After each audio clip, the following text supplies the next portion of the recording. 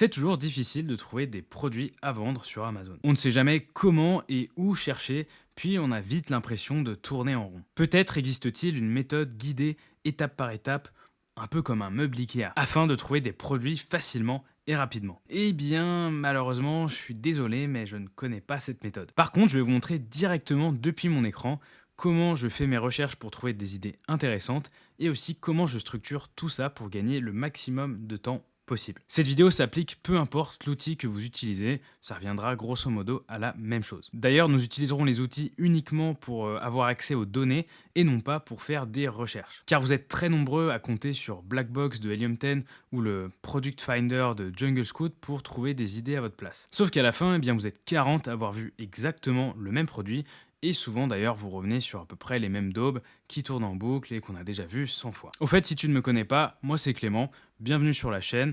Je suis vendeur Amazon depuis à peu près 4 ans maintenant. J'ai atteint les 500 000 euros de chiffre d'affaires l'an dernier.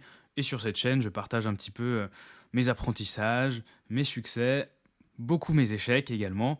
Et j'essaye d'être le plus transparent possible. C'est parti, on va rentrer tout de suite dans le vif du sujet. Alors, en premier point, on va d'abord voir comment on se structure par rapport à sa recherche.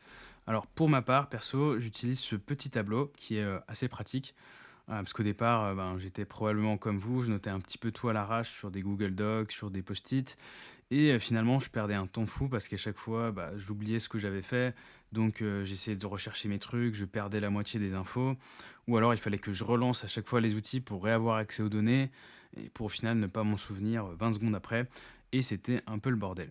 Donc je pense qu'utiliser un tableau ou du moins une fiche, standardisée, c'est vraiment le b.a-ba pour la recherche produit. Ça va vous permettre de gagner vraiment du temps, de structurer, vos idées et ensuite de pouvoir revoir chaque opportunité d'un seul coup d'œil, heu, ce qui est plutôt pratique. Alors je vous présente rapidement mon tableau. D'ailleurs, je vous le mettrai en description si vous voulez le télécharger et utiliser le même.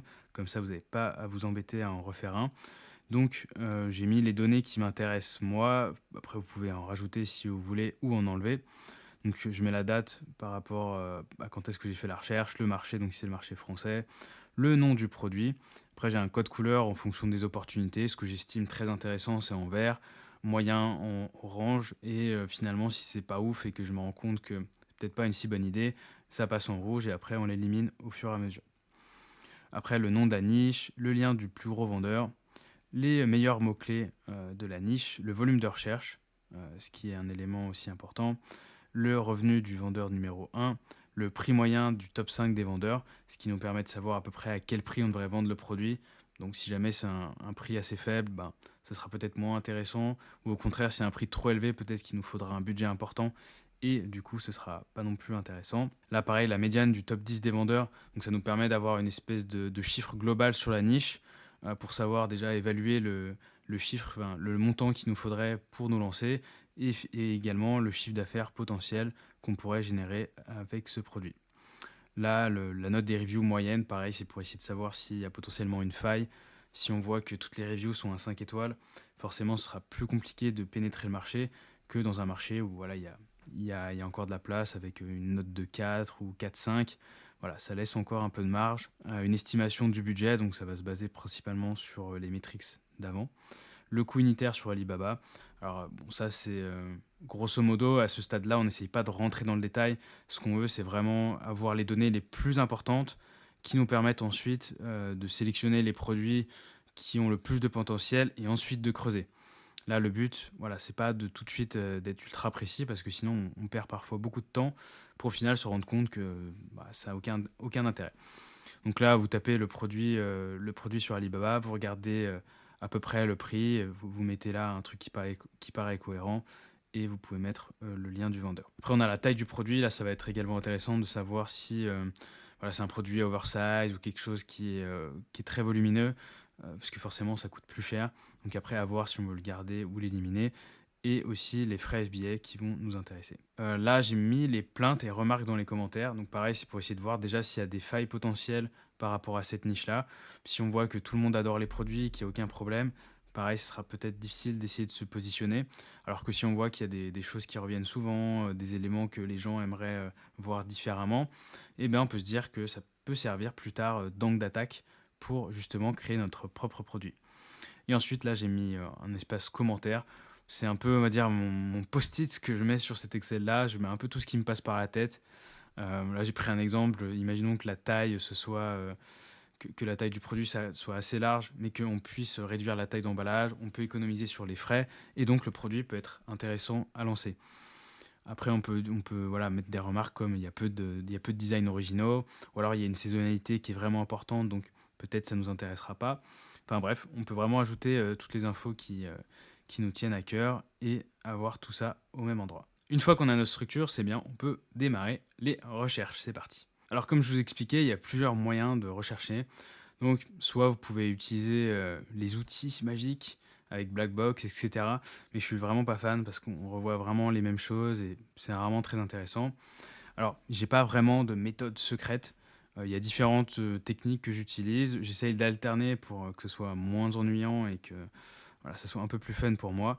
Donc, la première est vraiment basique de chez basique. Ça consiste à aller dans les dernières nouveautés. Là, vous voyez, on est sur Amazon.fr. Voilà, donc, vous pouvez sélectionner Amazon.com, .de, .it, enfin bref, peu importe. Vous allez sur les dernières nouveautés. Et ensuite, bon, là, on va pas regarder ce qu'il y a parce que c'est souvent des trucs à peu près bateaux. Donc là, ce qu'on veut, c'est que vous voyez, là, il y a il y a toute la colonne avec toutes les catégories de produits. Et nous, ce qu'on veut, c'est justement essayer de trouver des catégories peut-être un peu nichées où il y aura forcément moins de monde. Donc, évidemment, on va éviter tous les trucs trop compliqués. Donc voilà, on va pas cliquer sur DVD, Blu-ray. On va pas cliquer sur gros électroménager. Voilà, il y a plein de choses qu'on va forcément éviter. Donc on prend quelque chose qui nous paraît voilà, relativement intéressant. Là, peut-être on peut mettre fourniture de bureau, tac. Et après, vous voyez, donc là, on est dans fourniture de bureau, mais dans cette catégorie-là, il y a des sous-catégories. Et en fait, c'est ça qui va nous intéresser, c'est de vraiment aller creuser de plus en plus loin, de plus en plus profond dans Amazon pour aller regarder s'il y a des opportunités intéressantes. Là, on peut se dire que tout ce qui est consommable, ça peut être intéressant, mais c'est des petits produits. Alors pourquoi pas, vous voyez, mobilier, éclairage, hop, ça peut être intéressant. On peut avoir des petits mobiliers qui peuvent faire des sous. Donc là, vous voyez, il y a des trucs qui peuvent être intéressants, ça a l'air cool. Donc, ce qu'on va faire, c'est qu'on va lancer la Chrome extension. Alors pour ça, vous avez chacun votre outil, peu importe ce que vous utilisez. Moi, pour cette vidéo, je vais utiliser Seller Sprite. C'est un outil que j'aime bien, il a des fonctionnalités qui ressemblent à peu près à tous les autres. Mais un point important, même si mon entreprise fonctionne bien, je suis un rat. Et c'est vrai que dépenser voilà, 100 euros pour un Helium 10 ou 80 pour Jungle Scout, c'est un peu cher. Alors que ce logiciel-là fait exactement la même chose pour 20 balles. Voilà, je vous mettrai un lien dans la description si ça vous intéresse. Il fonctionne à peu près de la même manière. Vous verrez même qu'il y a quand même des ressemblances, hein, sauf qu'il coûte beaucoup moins cher. Donc voilà, on va utiliser celui-là pour la vidéo. Il y a ma tête qui gêne, donc je me décale.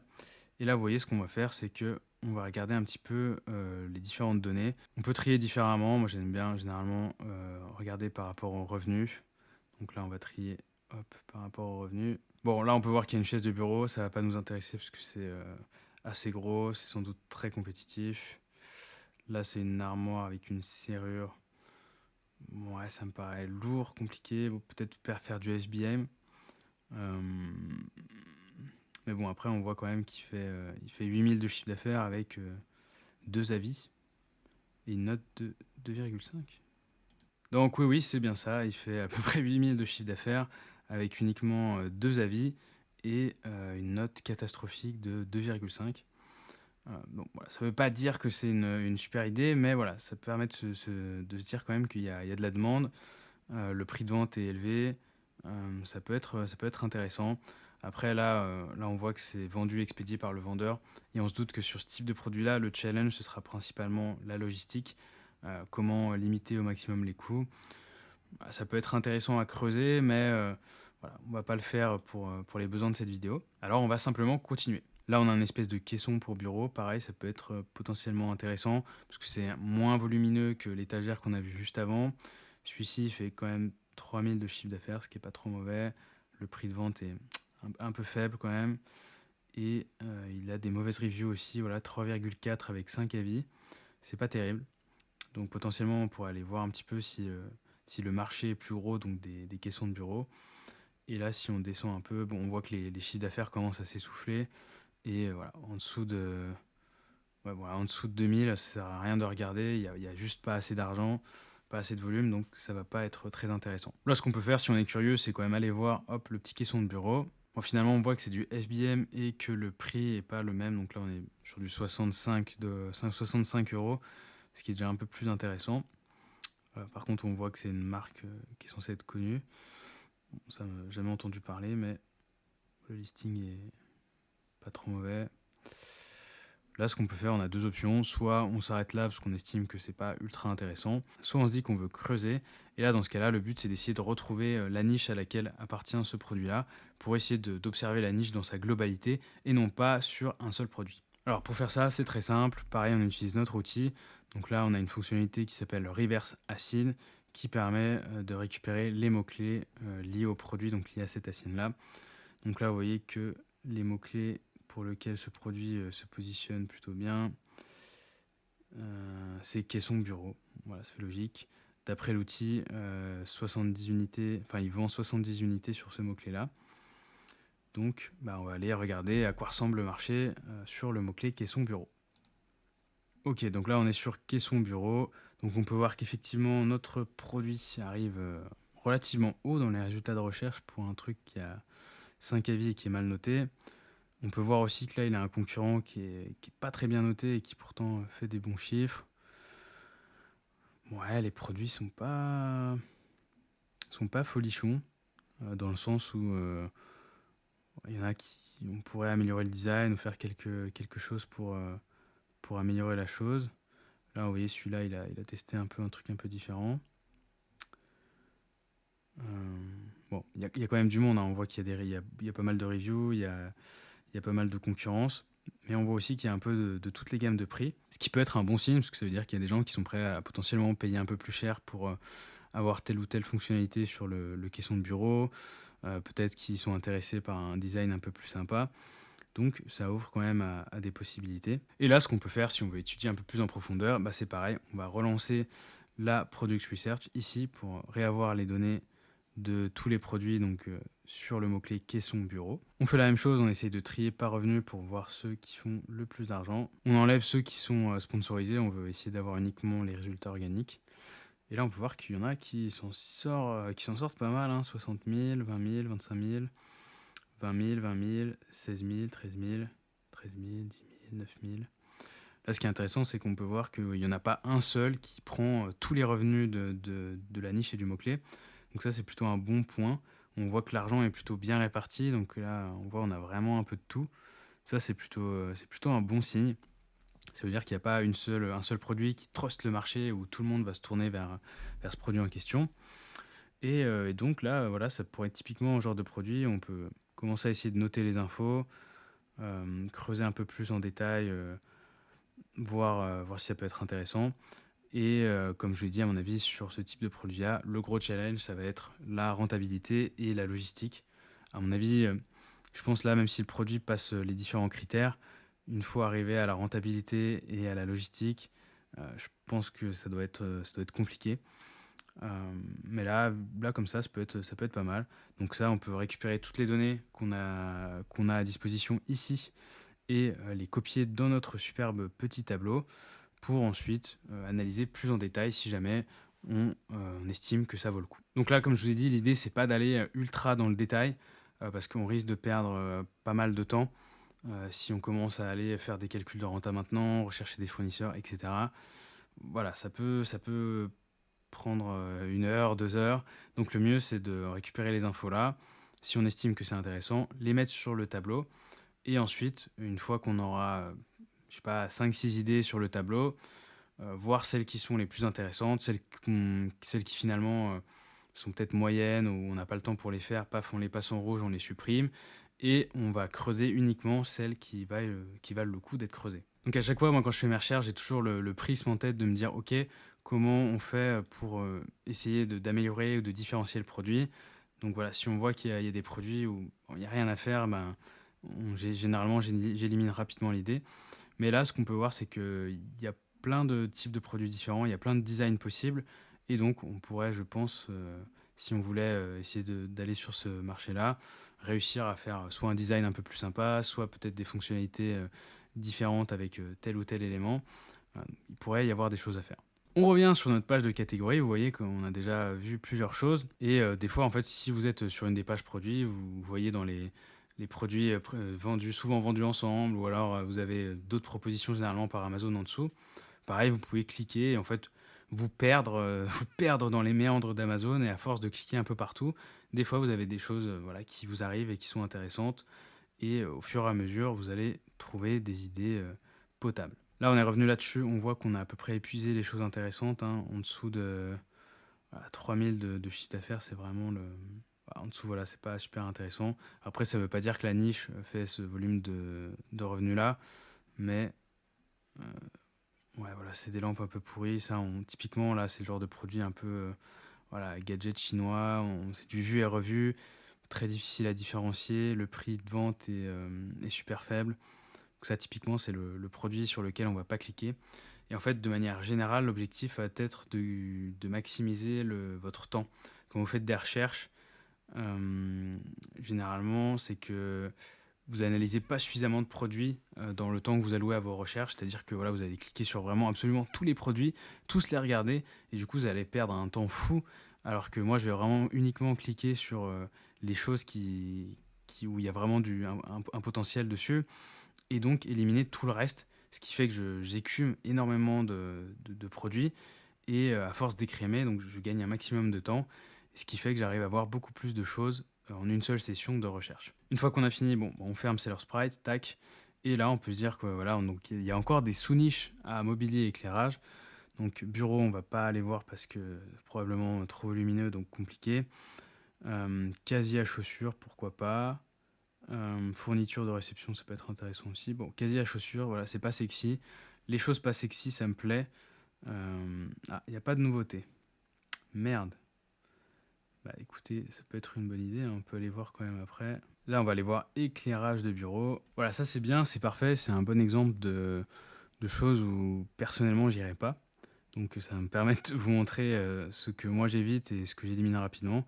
Donc là, rien qu'en voyant les premiers produits, je sais que voilà, je peux fermer la page et il n'y aura rien de très intéressant.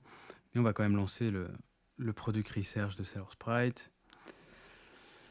Tac. Voilà.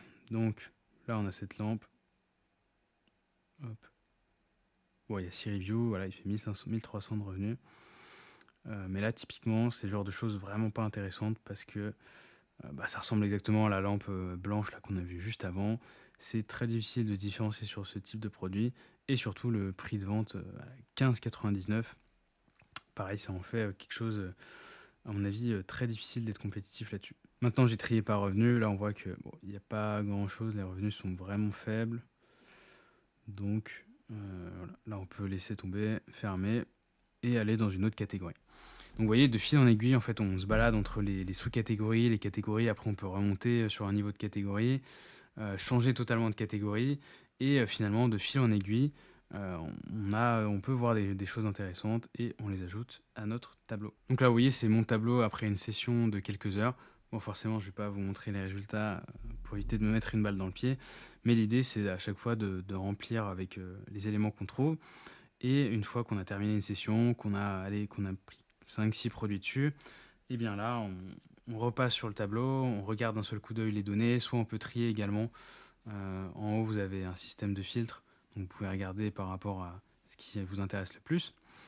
Et après, soit vous décidez de creuser sur l'idée, et donc vous pouvez la mettre en vert, ou alors utiliser un système comme vous voulez. Ou soit vous dites que finalement ça vaut pas le coup, et hop, vous mettez en rouge, vous supprimez, et vous éliminez. Et au fur et à mesure, le but c'est d'avoir au moins 4-5 idées en vert, où ensuite on va aller vraiment recreuser plus en détail, commencer vraiment du sourcing, faire des recherches un peu plus précises. Et une fois qu'on a au moins voilà, deux, trois idées très très solides, au moins on a le choix à la fin, on peut se dire ok, soit je lance ce produit-là, soit celui-ci, peut-être même les deux, mais pas dans le même temps. Et ça permet vraiment de ne pas aller tête baissée sur un produit moyen, parce que ça arrive assez souvent quand on n'a qu'une seule idée, qu'on a tout misé sur une seule idée et qu'on se rend compte qu'après la renta, qu'après plusieurs check, l'idée n'est finalement pas très bonne ou on est à peine rentable, eh bien, on se dit: «Ah merde, je vais pas abandonner cette idée-là, j'ai tout misé dessus, on va quand même tester, puis on verra bien». Et finalement, c'est le genre d'erreur assez courante qu'on peut faire, j'ai fait d'ailleurs et bah, forcément, c'est très mauvais parce qu'on va prendre des mauvaises décisions parce qu'on n'a pas suffisamment de choix et c'est vraiment à éviter. Ce qui fait que si vous avez vraiment plusieurs idées très solides en même temps, que vous avez le choix, ça vous permettra vraiment de pouvoir jauger et prendre la meilleure idée possible et donc augmenter vos chances de succès. On va s'arrêter là pour cette fois. Je pourrais faire une vidéo de 2 heures comme ça où j'explique vraiment plein de choses et je pourrais rentrer plus dans le détail, mais bon, je ne sais pas si c'est quelque chose qui vous intéresserait par rapport à l'algo YouTube, je sais pas non plus si c'est le meilleur, mais si c'est quelque chose que vous voulez, n'hésitez pas à me laisser un petit commentaire, j'essaierai de faire ça à l'occasion. Là, je voulais garder un truc un peu plus digeste, qui fasse, maximum une vingtaine de minutes. J'espère que ça a pu vous aider. Donc le tableau, je vous ai dit, c'est le petit lien dans la description et si vous voulez utiliser le même outil que moi, donc c'est leur Sprite, 20 balles. Franchement, c'est un super outil que j'utilise, très régulièrement et pour ce prix-là, en plus, il y a pas d'engagement, donc vous pouvez vous désengager à n'importe quel moment. Le lien, pareil, est dans la description pour, tester l'outil et voilà, vous me direz, ce que vous en pensez et on se retrouve pour une prochaine fois dans une prochaine vidéo. Portez-vous bien et maintenant, cassez-vous.